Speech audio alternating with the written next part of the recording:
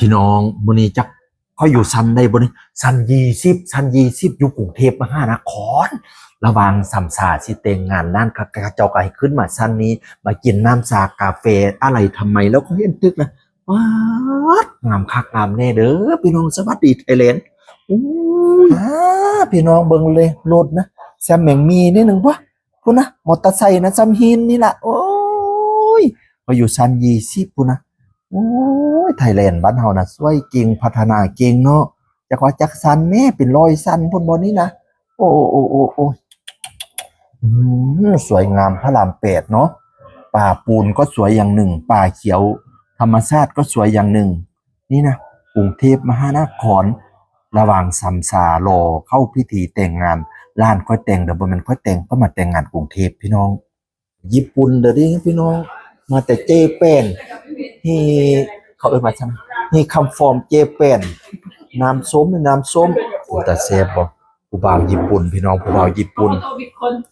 เรากำลังเสิร์ฟพี่น้องอันนี้ของผู้ใดเนี่ย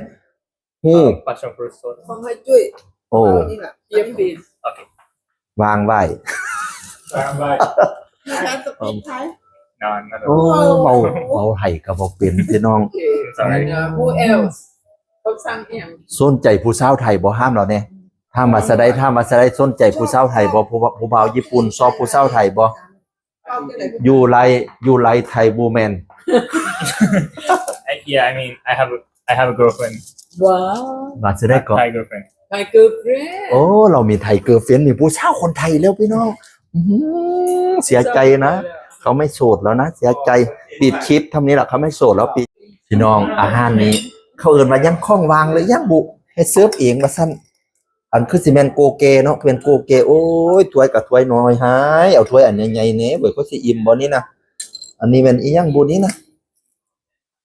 เป็นหยังล่ะเนี่ยพี่น้องจักบุโอ้ยผู้ใดเห็นห้องเพิ่นเฮียบุจิ้มแม่นครับ โอ้ยอันนี้กล้วยสาบเนี่ยค่อยฮู้อยู่ในกล้วยสาบกล้วยสาบก็ขึ้นโรงแรมเด้อกล้วยสาบเด้อ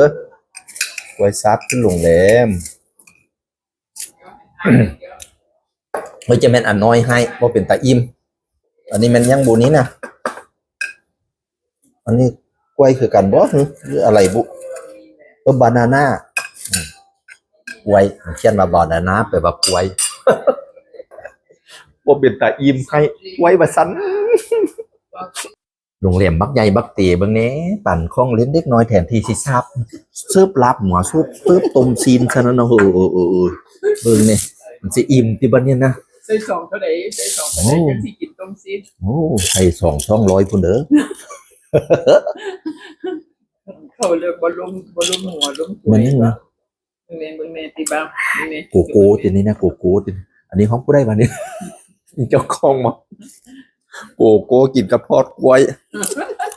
งานดองกรุงเทพเขาแจกอันซำนี้นะพี่น้อง อาหารว่าอย่างนี้ขอบคุณ กินกับบักโกเกอันบ้านเขาเราได้กินคนลาบซีนมีลูกให้บอกล้านอย่ามาแต่งงานอยู่กรุงเทพบ่อินย้อน ทำนี้ละ